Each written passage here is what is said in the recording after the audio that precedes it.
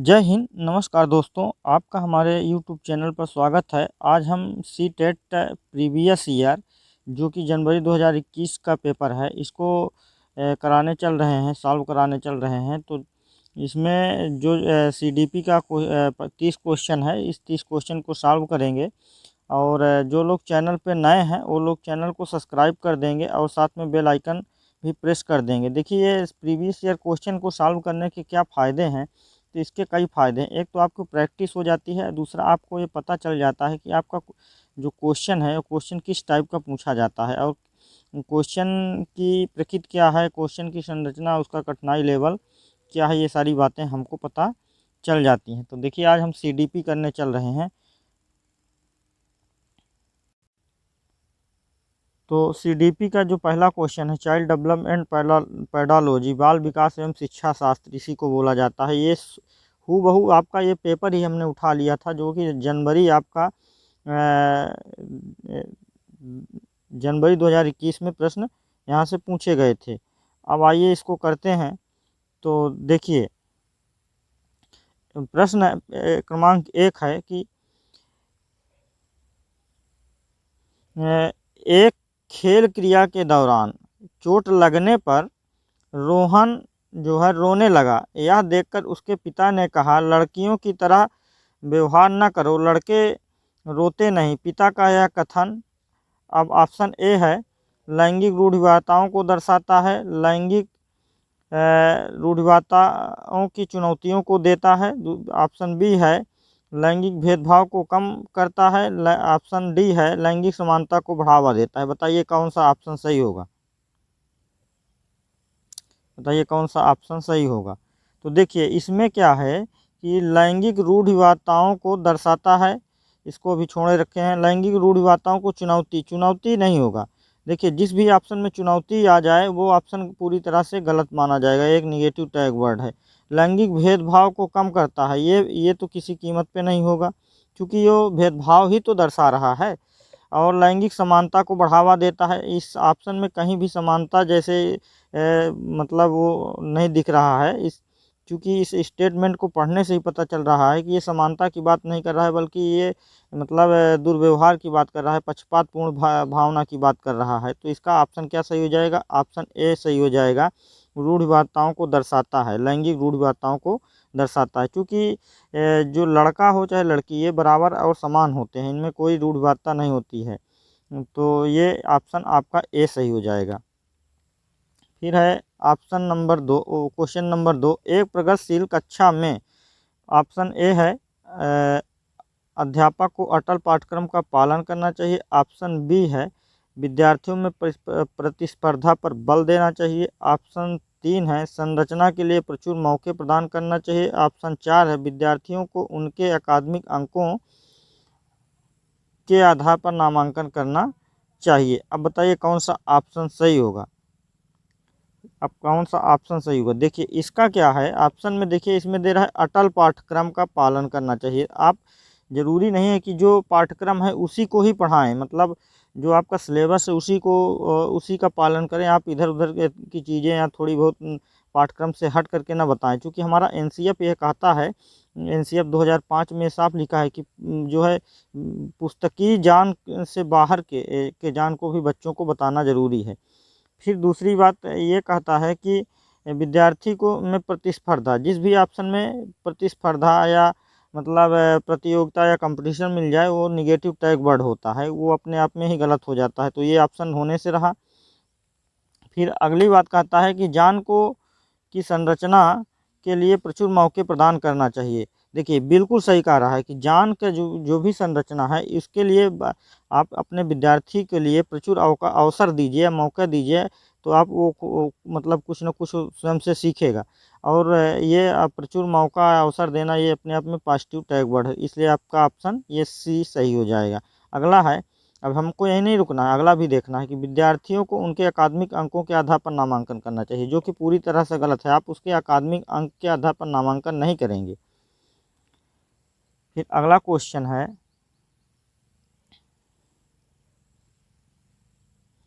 एक गतिविधि के दौरान छात्रों को संघर्ष करते देख एक अध्यापिका बच्चों को संकेत और इशारे जैसे क्या, क्यों, कैसे प्रदान करने का फैसला लेती है। लेव वाइगोस्की के सिद्धांत के अनुसार अध्यापक की यह योजना है। अब देखिए लेव वाइगोस्की क्या है। लेव वाइगोस्की ने जो अपना सिद्धांत दिया था, जो अपना थ्योरी दी थी, इनका थ्योरी था सामाजिक सांस्कृतिक सिद्धांत की थ्योरी इन्होंने दिया था। Sociological development, cultural and development की थ्योरी दी है। अब आइए देखते हैं इसमें क्या है।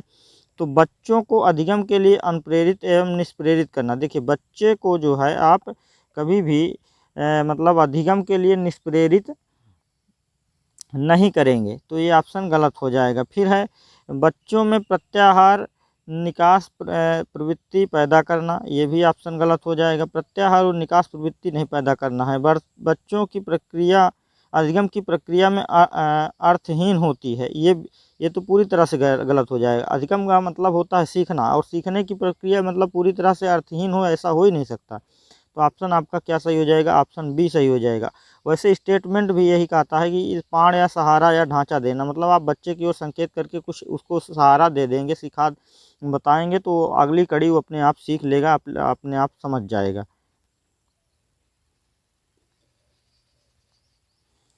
फिर है क्वेश्चन नंबर 4 है कि बच्चों के सामाजिकरण के संदर्भ में निम्न में से कौन सा कथन सही है। पहला है कि विद्यालय सामाजिकरण का द्वितीय कारक है और परिवार सामाजिकरण का प्राथमिक कारक है। बिल्कुल सही ऑप्शन है। देखिए विद्यालय जब बच्चा पैदा होता है तो सबसे पहले अपने परिवार में ही सीखता है, उसके परिवार जो है उसका प्राथमिक पाठशाला है। उसके बाद वो अपने जैसे और बड़ा होगा, स्कूल जाने की एज का हो जाएगा, तो स्कूल में जाएगा तो स्कूल से में सीखेगा, स्कूल में अपने मित्रों से, अपने टीचर से सीखेगा। तो परिवार उसकी क्या हो गई, प्राथमिक पाठशाला हो गई और सामाजिकरण की, और विद्यालय उसका द्वितीय पाठशाला है। आगे देखते हैं कि विद्यालय सामाजिकरण का एक प्राथमिक कारक और समकक्षी सामाजिकरण का द्वितीय कारक है। तो देखिए ऑप्शन ये भी सही है, लेकिन इससे बेहतर ये है। और समकक्षी सामाजिकरण के प्राथमिक कारक हैं और परिवार सामाजिकरण का द्वितीय कारक है। देखिए बिल्कुल गलत है। परिवार जो है सामाजिकरण का प्राथमिक कारक है, ये ऐसा होगा। ये यहाँ पे इसी से ये आपका पता चल जाता है कि ये ऑप्शन गलत है। अगला है कि परिवार एवं जनसंचार दोनों सामाजिकरण के द्वितीय कारक है। तो सामाजिकरण के द्वितीय कारक परिवार भी नहीं होता है, जनसंचार भी नहीं होता, ये पूरी तरह से गलत है। तो आपका ऑप्शन ए सही हो जाएगा। देखिए अगला क्वेश्चन है कि बहुबुद्धि सिद्धांत जोर देता है। अब किस पे जोर देता है, आइए देखते हैं। ऑप्शन ए है बुद्धि लब्ध केवल वस्तुनिष्ठ परीक्षणों द्वारा ही मापी जा सकती है। देखिए इसमें क्या है, आपका केवल दे दिया। अब केवल अपने आप में क्या है, निगेटिव टैग वर्ड है। जिन लोगों ने हमारी पॉजिटिव और निगेटिव टैग वर्ड की वीडियो देखी होगी सीडीपी वाली, तो वो अच्छी तरह से समझते होंगे। नहीं देखे हैं तो जा करके आप हमारे चैनल पर प्लेलिस्ट बनी हुई है सीडीपी 2000 सीटेट सीडीपी 2022 के नाम से, वहाँ पर जा करके आप चैनल के पर देख लीजिएगा। वहाँ पे हमने बताया है कि कौन सा पॉजिटिव टैग वर्ड है, कौन सा नेगेटिव टैग वर्ड है, और प्रश्न को देखते ही कैसे आंसर लगाएंगे। तो इसमें क्या है कि केवल दिया है, केवल अपने आप में नेगेटिव टैग वर्ड है, इसलिए ये ऑप्शन होने से रहा, ये नहीं होगा। दूसरा है कि एक आयाम में बुद्धिमत्ता अन्य सभी आयामों में बुद्धिमत्ता निर्धारित करती है। बिल्कुल गलत है। बुद्धिमत्ता जरूरी नहीं कि एक आयाम में निर्धारित हो तो दूसरे आयामों में भी या दूसरे आयामों में वही बुद्धि काम करे। अलग अलग व्यक्तियों में अलग अलग बुद्धि पाई जाती है। किसी में आंतरिक बुद्धि की पाई जाती है, किसी में सामाजिक बुद्धि पाई जाती है, किसी में आर्थिक बुद्धि, आर्थिक वर्क काम करने के लिए पाई जाती है। बुद्धिमत्ता की विभिन्न दशाएं, बिल्कुल सही, एकदम सही है। बुद्धिमत्ता जो है अलग अलग व्यक्तियों में अलग अलग प्रकार की पाई जाती है, इसकी विभिन्न दशाएं होती हैं। ये आपका ऑप्शन तीसरा सही हो जाएगा। अगला है कि बुद्धिमत्ता से कोई व्यक्तिगत विभिन्नताएं नहीं होती हैं, ये ऑप्शन गलत है। देखिए बुद्धिमत्ता जो होती है अलग अलग व्यक्तियों में अलग अलग प्रकार की पाई जाती है, तो ये आपका ऑप्शन जो है तीसरा सही हो जाएगा। अब क्वेश्चन नंबर 6 है कि लॉरेंस कोहलबर्ग के सिद्धांत के अनुसार किसी कार्य को इसलिए करना क्योंकि दूसरे इसे स्वीकृति देते हैं नैतिकता के चरण को दर्शाता है। अब देखिए कितना अच्छी बात बताई। लॉरेंस कोहलबर्ग ने कौन सा सिद्धांत दिया था, तो लॉरेंस कोहलबर्ग ने जो है नैतिक विकास का सिद्धांत दिया था, अर्थात मोरल डेवलपमेंट थ्योरी दिया था इन्होंने। अब इनमें क्या है, पूछ रहा है कि किसी कार्य को इसलिए करना क्योंकि दूसरे स्वीकृति देते हैं। देखिए, नैतिकता के चरण को दर्शाता है। दूसरे स्वीकृति देते हैं मतलब ये क्या है कि ये प्रथागत हो गया, मतलब जो परंपरा से चला आ रहा है और उसको लोग कंटिन्यूअस मान रहे हैं, वही चीज़ें अगली पीढ़ी भी मान रही है, तो ये क्या हो गया, प्रथागत हो गया। अब ऑप्शन आपका ये सही हो जाएगा और बाकी ये सारे ऑप्शन जो है गलत हो जाएंगे। ऑप्शन बी सही हो जाएगा। फिर देखिए अगला क्वेश्चन है कि लेव वाइगोस्किन का सामाजिक सांस्कृतिक परिप्रेक्ष्य अधिगम प्रक्रिया में केवल पर जोर देता है, अधिगम प्रक्रिया में के महत्व पर जोर देता है। अब देखिए लेव वाइगोस्की जो थे उन्होंने सामाजिक सांस्कृतिक विकास का सिद्धांत दिया था। अब इन पूछ रहा है कि इनका जो सामाजिक सांस्कृतिक परिप्रेक्ष्य का सिद्धांत था ये अधिगम में किस पर महत्व देता है। तो देखिए क्या है, सांस्कृतिक उपकरणों, ऑप्शन नंबर 1, ऑप्शन 2 गुणारोपण, ऑप्शन नंबर 3 अप्रेरणा, ऑप्शन नंबर 4 संतुलीकरण। तो इनका सिद्धांत ही था, इनका मेन मानना था कि जो कुछ होगा वो समाज के द्वारा ही होगा, इसलिए ऑप्शन क्या सही हो जाएगा, ऑप्शन ए सही हो जाएगा, सांस्कृतिक उपकरणों। एक मिनट, हाँ प्रथम। अगला है क्वेश्चन कि जीन पियाजे अपने संज्ञानात्मक विकास के सिद्धांत में संज्ञानात्मक संरचनाओं को के रूप में वर्णित करते हैं। किसमें वर्णित करते हैं, तो जीन पियाजे आपको पता है कौन सा सिद्धांत दिए थे, और इन्होंने जो सिद्धांत दिया था वो क्या था, कॉग्निटिव डेवलपमेंट का सिद्धांत दिया था। अब इसका जो पहला ऑप्शन है कि मनोवैज्ञानिक उपकरणों, दूसरा उद्दीपक अनुक्रिया संबंध, तीसरा है विकास का समीपस्थ क्षेत्र, चौथा है स्कीमा मनोबंध। अब बताइए इसमें कौन सा ऑप्शन सही होगा। तो देखिए इन्होंने स्कीमा के बारे में बताया है, तो इसका जो है चौथा ऑप्शन सही हो जाएगा। अब स्कीमा की डिटेल वीडियो मैंने कल ही बनाई है, इसमें जीन पियाजे संबंधित, उस पर जा कर के आप लोग देख लीजिएगा, प्ले लिस्ट में मिल जाएगी। अच्छा, अगला क्वेश्चन है कि जीन पियाजे के संज्ञानात्मक विकास के सिद्धांत में पूर्व संक्रियात्मक अवस्थाओं में विकास का मुख्य गुण क्या है। पहला है अमूर्त सोच का विकास, दूसरा है विचार सोच में केंद्रीकरण, तीसरा है परिकल्पित निगमनात्मक सोच, चौथा है संरक्षण और पदार्थों को क्रमबद्ध करने की क्षमता। अब बताइए कौन सा ऑप्शन सही हो जाएगा। तो ऑप्शन कौन सा सही हो जाएगा, ऑप्शन इसका जो है बी सही हो जाएगा। क्या है, सोच, विचार सोच में केंद्रीकरण। देखिए इसका ऑप्शन बी सही हो जाएगा। अगला है कि विकास के संदर्भ में निम्न में से कौन सा कथन सही है। पहला है विकास की दर सभी संस्कृतियों में सभी के लिए समान होती है। तो आपको बता दें कि सभी संस्कृतियों में विकास की दर समान नहीं होती, अलग अलग स्थितियों में अलग अलग विकास की दर होती है। अब देखिए यहाँ पे केवल लिखा है, इसलिए अपने आप में ये होगा नहीं, ये अपने आप में निगेटिव टैग वर्ड है। यहाँ भी केवल लिखा है, अब ऑप्शन ही पढ़ने की ज़रूरत ही नहीं है, तो ये भी नहीं होगा। अब ऑप्शन आपका क्या हो जाएगा, 4 सही हो जाएगा, विकास बहुआयामी होता है। इस तरह से आप क्वेश्चन का आंसर भी लगा सकते हैं, जहाँ भी जिस भी ऑप्शन में केवल दिख जाए वहाँ पर निगेटिव होता है। यदि आपसे क्वेश्चन निगेटिव पूछा है तो उसका आंसर निगेटिव हो जाएगा, यदि आप पॉजिटिव पूछा है और आंसर निगेटिव आ रहा है तो फिर आपका क्वेश्चन बदल जाएगा। तो इस तरह से आप कोशिश कर लीजिए। फिर है क्वेश्चन नंबर 11 कि जन्म से किशोरावस्था तक बच्चों में विकास किस क्रम में होता है। पूछ रहा है जब जन्म होता है मतलब 0 से लेकर के किशोरावस्था तक बालक में जो है विकास किस क्रम में होता है, उसका क्रम पूछ रहा है।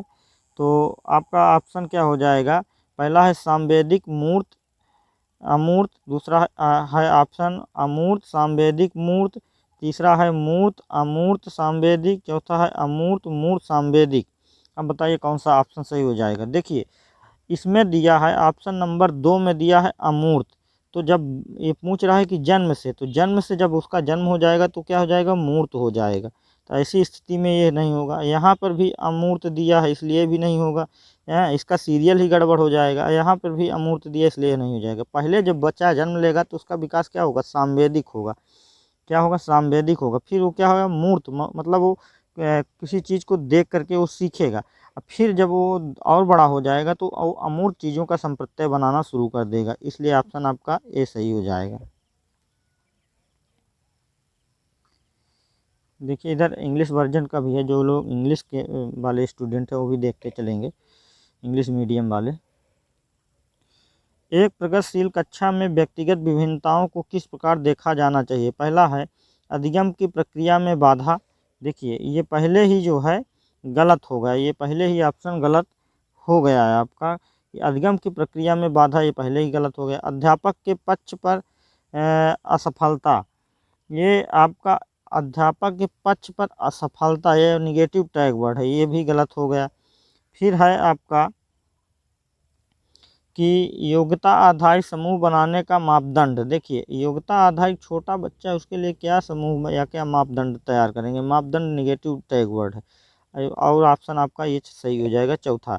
अध्ययन अध्यापन की परियोजना के लिए महत्व देना। देखिए परियोजना बनाना ये अपने आप में पॉजिटिव टैग वर्ड है।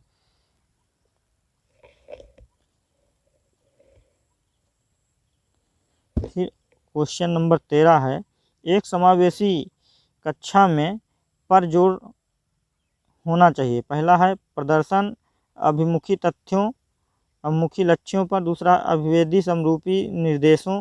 तीसरा है सामाजिक पहचान के आधार पर छात्रों के अलगाव। चौथा है हर बच्चे के सामर्थ्य को अधिकतम करने के लिए अवसर देना चाहिए। देखिए बहुत सही बात है, अवसर देना अपने आप में क्या है, पॉजिटिव टैग वर्ड है। अवसर प्रदान करना अपने आप में पॉजिटिव टैग वर्ड है, इसलिए आपका ऑप्शन सही हो जाएगा। यहाँ सब पढ़ने की हमको ज़रूरत ही नहीं है।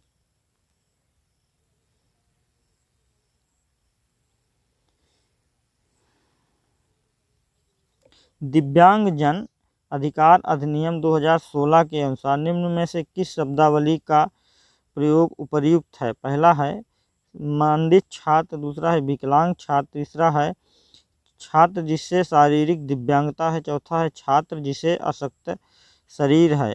तो अब बताइए इसका कौन सा ऑप्शन सही हो जाएगा। देखिए 2016 में जो है केंद्र सरकार के द्वारा एक अधिनियम पास किया गया था, उसमें ये दिव्यांगजन अधिकार अधिनियम, उसमें ये कहा गया है कि किसी भी दिव्यांग को अब जो है, मतलब विकलांग को अब विकलांग नहीं कहेंगे, उसकी जगह आप दिव्यांग शब्द का प्रयोग करेंगे। तो इसलिए इसका ऑप्शन क्या सही हो जाएगा, तो देखिए इसका जो ऑप्शन सही हो जाएगा, ऑप्शन तीसरा सही हो जाएगा।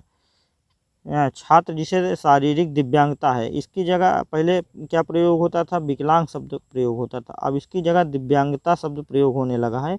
ये अधिनियम बना करके पास कर दिया गया है केंद्र सरकार के द्वारा, तो इसका ऑप्शन तीसरा सही हो जाएगा।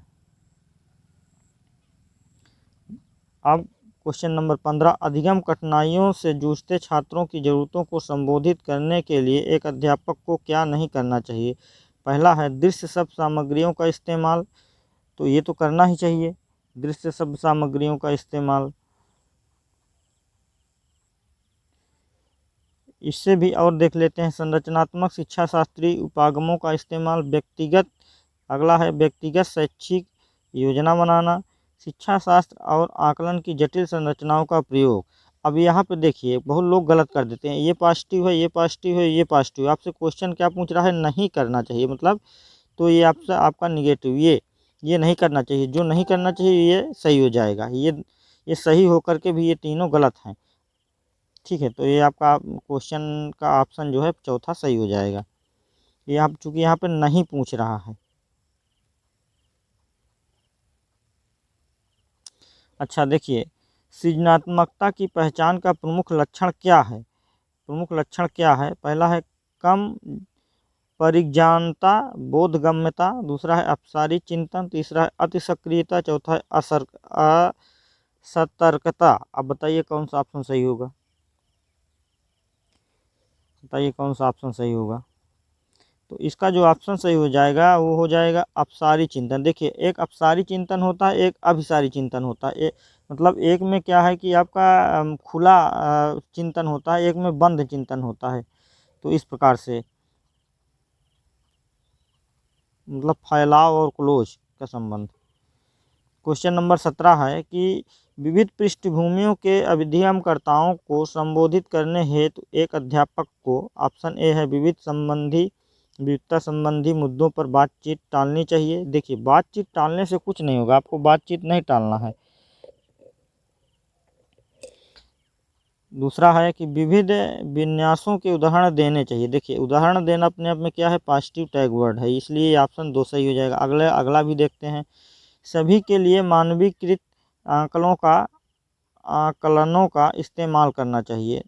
फिर ऐसा चौथा है कि ऐसे कथनों का इस्तेमाल करना चाहिए जो नकारात्मक रूढ़िवादी धारणाओं को मजबूत करे। देखिए, नकारात्मक है, ये अपने आप में निगेटिव टैग वर्ड है, ये नहीं होगा, तो ऑप्शन आपका ये सही हो जाएगा।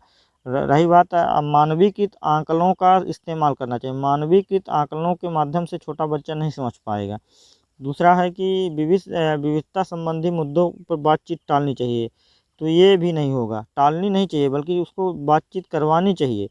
तो आपका ऑप्शन जो है, विभिन्न उदाहरणों के माध्यम से आप उसको जो है समझाएंगे तो बच्चा शायद बेहतर तरीके से समझ पाएगा और सीख जाएगा। तो ऑप्शन बी सही हो जाएगा आपका।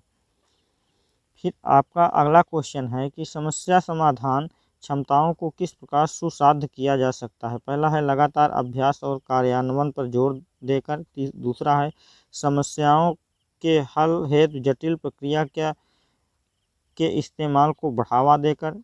तीसरा है समरूपों के इस्तेमाल को बढ़ावा देकर। चौथा है विद्यार्थियों में डर की भावना पैदा कर। देखिए, विद्यार्थियों को डराना धमकाना बिल्कुल नहीं है, इसलिए ये ऑप्शन होने से रहा। दूसरा है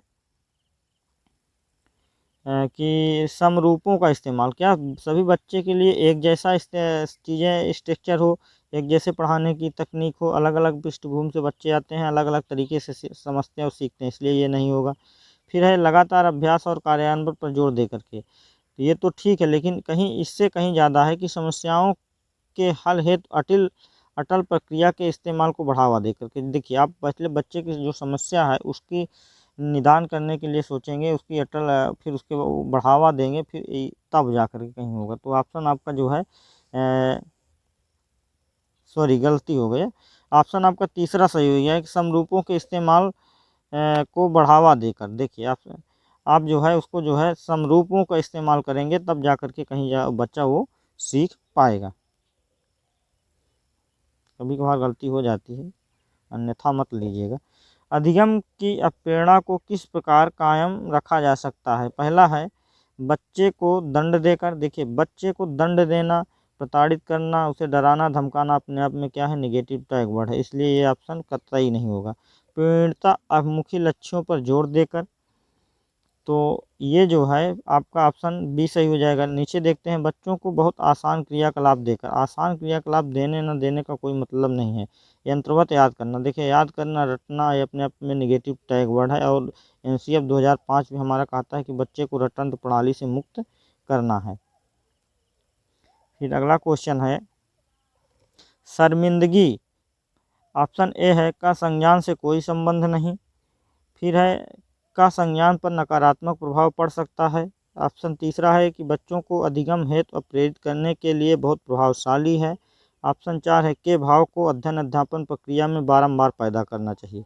देखिए, शर्मिंदगी जो है अपने आप में निगेटिव टैग वर्ड है, निगेटिविटी पैदा करता है, इसलिए शर्मिंदगी जैसी चीज़ कोई नहीं होना चाहिए। इसका जो है ऑप्शन बी सही हो जाएगा, का संज्ञान पर नकारात्मक प्रभाव पड़ता है, और इस शर्मिंदगी का जो है आपके सीखने सिखाने पर नकारात्मक प्रभाव पड़ सकता है, इसलिए आपका ऑप्शन क्या हो जाएगा, बी सही हो जाएगा। देखिए, एक निम्न में से अध्ययन निम्न में से अध्यापन अधिगम का सबसे प्रभावशाली माध्यम कौन सा है। पहला कह रहा है कि विषय वस्तु को यंत्रवत याद करना। देखिए, याद करना रटना ये सब क्या है, अपने आप में निगेटिव टैग वर्ड है। और एनसीएफ 2005 भी यही कहता है कि बच्चे को रटन प्रणाली से क्या करना चाहिए, मुक्त करना चाहिए। संकल्पनाओं के बीच संबंध खोजना, क्या है, संकल्पनाओं के बीच संबंध खोना, बहुत अच्छी बात कर रही। जो भी आप कंटेंट पढ़ा रहे हो, जो भी संकल्पनाएं दे रहे हो, उसको जो है, जो भी रिलेशनशिप आप बना रहे हो, जो भी आप कंसेप्ट दे रहे हो बच्चे को, उसके बीच जो है आप संबंध खोजिए। एक चीज़ को दूसरे चीज़ से कोरिलेट करके मतलब जोड़ करके पढ़ाएंगे तो बच्चा शायद बेहतर तरीके से सीख पाएगा।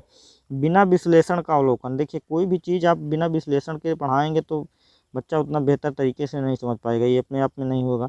अनुकरण नकल पर जोर देना, देखिए नकल करना अनुकरण करना निगेटिव टैग वर्ड है, तो ये ऑप्शन नहीं होगा, ऑप्शन आपका बी सही हो जाएगा।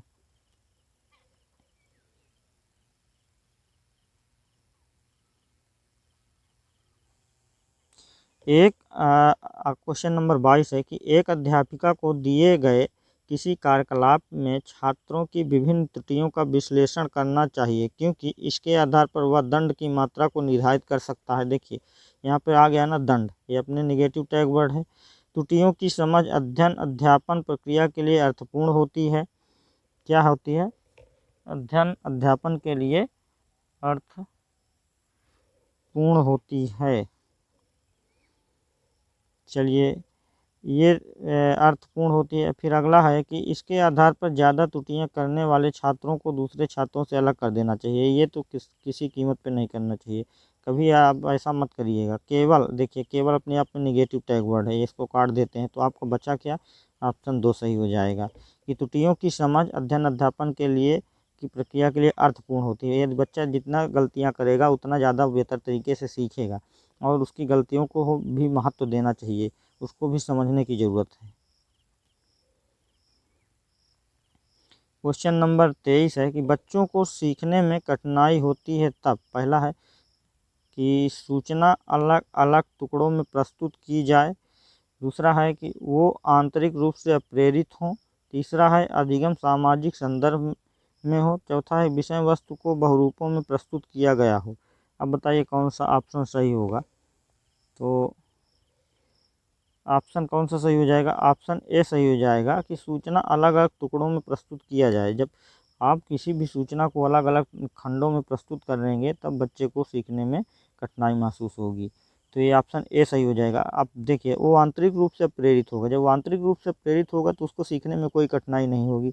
अधिगम सामाजिक संदर्भ में हो तब पर भी अच्छा है, विभिन्न वस्तुओं को बहुरूपों में प्रस्तुत किया गया हो तो भी कोई दिक्कत नहीं होगी। लेकिन ये सूचना या कोई बात आप बात पढ़ा रहे हो बच्चे को तो उसको जो है अलग अलग टुकड़ों में बांट के पढ़ाएंगे तो शायद उतना बेहतर तरीके से सीख नहीं पाएगा। अगला क्वेश्चन है कि अधिगम की सर्वोच्च अवस्था कौन सी है? पहला उच्च उत्तेजना उच्च भय, दूसरा है निम्न उत्तेजना उच्च भय, तीसरा है संतुलित उत्तेजना कोई भय नहीं, चौथा है कोई उत्तेजना नहीं कोई भय नहीं। बताइए कौन सा ऑप्शन सही हो जाएगा? तो इसका जो ऑप्शन सही होगा ऑप्शन सी हो जाएगा कि संतुलित उत्तेजना कोई भय नहीं। देखिए इसमें भी उच्च भय लगा हुआ है, इसमें भी उच्च भय लगा हुआ है और यहाँ भी जो है कोई उत्तेजना कोई भय नहीं, तो ये भी नहीं होगा। इसलिए इसमें दिया है संतुलित उत्तेजना और कोई भय नहीं, तब जा कर के वो बच्चा सीख पाएगा। ऑप्शन तीसरा सही हो जाएगा। फिर है कि क्वेश्चन नंबर 25 है कि अधिगम की संरचनात्मक विचार यह सुझाव देता है कि ज्ञान की संरचना में, पहला ऑप्शन है बच्चों की कोई भूमिका नहीं होती, ये तो पूरी तरह से ऑप्शन ही गलत हो गया, बच्चों की कोई भूमिका ना हो ऐसा हो ही नहीं सकता है, तो ये गलत हो गया। बच्चे पूर्ण रूप से वयस्कों पर निर्भर रहते हैं, देखिए बच्चे पूर्ण रूप से वयस्कों पर निर्भर नहीं रहेंगे ज्ञान की संरचना में, ये भी गलत हो गया। फिर है बच्चे सक्रिय भूमिका, देखिए सक्रिय है, जिस भी ऑप्शन में सक्रिय दिख जाए अपने आप में पॉजिटिव टैग बढ़, आगे पढ़ने की जरूरत ही नहीं है। अब देखिए इसमें दिया भी है कि पाठ्य पुस्तकों पर निर्भर, आप केवल पाठ्य पुस्तकों पर नहीं निर्भर होंगे। फिर अगला क्वेश्चन है कि 26 अधिगम के लिए निम्न में से कौन सी धारणा उपयुक्त है? पहला योग्यता जो है सुधार्य है, दूसरा योग्यता अटल है, तीसरा है प्रयासों में कोई फर्क नहीं पड़ता, चौथा है असफलता अनियंत्रित है। तो इसका ऑप्शन क्या सही हो जाएगा 26 का? देखिए योग्यता क्या है? सुधार है, आपके अंदर कोई गलती हो गई कोई चीज़ हो गया तो उसको सुधार कर सकते हैं। अटल का मतलब होता है कि जो एक बार चीज़ें हो गई वो हमेशा के लिए हो, ऐसा नहीं हो सकता अपने आप में सीधे। प्रयासों में कोई फर्क नहीं पड़ता, ये किसी कीमत पे ऑप्शन हो नहीं सकता। असफलता अनियंत्रित है, ऐसा जरूरी नहीं कि बार बार आपको सफलता ही मिले, कभी तो सफलता मिलेगी, इसलिए ऑप्शन ये भी नहीं होगा, ऑप्शन ए सही हो जाएगा। अच्छा, अगला क्वेश्चन है, निम्न में से कौन सी परिपाटी विद्यार्थियों में संकल्पनात्मक समझ में बढ़ोतरी करने में सहायक है? पहला है प्रतिस्पर्धा आधारित प्रतिस्पर्धाएं, दूसरा है पाठ्य पुस्तक केंद्रित शिक्षा शास्त्र, तीसरा है बार बार परीक्षाएं, चौथा है अन्वेषण और संवाद। अब बताइए कौन सा ऑप्शन सही होगा 27 का। तो देखिए अन्वेषण और संवाद ये सही हो जाएगा, क्योंकि अन्वेषण का मतलब होता है खोज करना और संवाद का मतलब होता है डायलॉग, मतलब आप उससे जो है क्या करेंगे, बातचीत करेंगे तो ज़्यादा बेहतर तरीके से सीख पाएगा।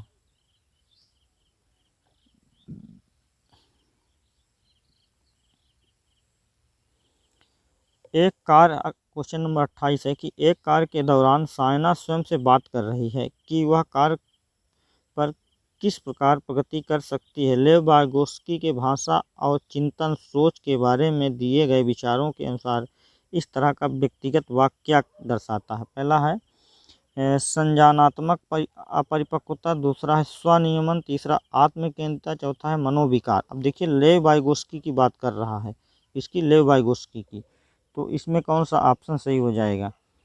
तो इसमें जो है ऑप्शन क्या हो जाएगा, स्वनियमन। देखिए सेल्फ रेगुलेशन, अब इसी को जो है लेव वाइगोत्स्की ने स्वनियमन कहा है, स्वयं से बात करना। क्वेश्चन नंबर 19 है कि मूल्यांकन पद्धतियों का लक्ष्य होना चाहिए, क्या होना चाहिए? विद्यार्थियों को नामांकित करना ना, ये किसी कीमत पे नहीं होगा। फिर है योग्यता आधारित समूहों में विद्यार्थियों को विभाजित करना, ये भी नहीं होता कि जो पढ़ने में तेज है उसको अलग बैठाया जाए, जो पढ़ने में मंद बुद्धि का है उसको अलग बैठाया जाए। अच्छा, विद्यार्थियों की ज़रूरतों एवं आवश्यकताओं की पहचान करना, बहुत सही बात है। उस विद्यार्थी को जिस चीज़ की ज़रूरत है वैसा वातावरण दीजिए, वैसी चीज़ को पूरा करिए, उसको पहचान करिए और उसकी आवश्यकताओं की पहचान के अनुसार उसके अकॉर्डिंग आप उस पर वर्क करिए। पुस्तक वितरण हेतु उच्च अंक, देखिए उच्च अंक देना, आप किसी विद्यार्थी को पुस्तक वितरित करेंगे तो उसको ये थोड़ी ना देंगे कि ये पढ़ने में है तो उसको दे दिया जाए, तो ये गलत होगा। तो ऑप्शन सी सही हो जाएगा आपका। अब अगला है आपका लास्ट क्वेश्चन है सीडीपी का कि बच्चों के विकास की व्यक्तिगत विभिन्नताओं को किस प्रकार प्रतिरूपित किया जा सकता है? देखिए यहाँ पर क्या दिया है, केवल, ये नहीं होगा। इस पे भी केवल है, ये भी नहीं होगा। और इस ना तो आनुवंशिकता ना तो पर्यावरण, ये भी नहीं होगा। अब चौथा क्या है, आनुवंशिकता एवं पर्यावरण की पारस्परिकता पर, ये बिल्कुल सही हो जाएगा कि बच्चों की जो व्यक्तिगत भिन्नताएं हैं वो आनुवंशिक और आपके इन्वायरमेंट से, हेरिडिटी से एवं इन्वायरमेंट से संबंधित होती हैं। तो ये आपका जो है ऑप्शन 4 सही हो जाएगा। तो फ्रेंड्स आपके इस क्लास में सीडीपी के 30 क्वेश्चन थे जो प्रीवियस ईयर में पूछे गए थे, ये आपको मैंने सॉल्व करवाया है। अब अगली जो है इसी पेपर का मैथ और आपका ईवीएस हिंदी संस्कृत भी करवाएंगे। इसलिए जो लोग अभी तक चैनल को सब्सक्राइब नहीं किए हैं तो प्लीज़ चैनल को सब्सक्राइब कर लेंगे, साथ में बेल आइकन भी प्रेस कर देंगे। बेल आइकन प्रेस करते समय घंटे का बटन दबाते समय ऑल नोटिफिकेशन पर प्रेस कर देंगे तो सभी वीडियो मिलेगी। वीडियो कैसा लगा कमेंट बॉक्स में ज़रूर बताइएगा, कोई गलती होगी तो आप कमेंट करिएगा। वीडियो को लाइक शेयर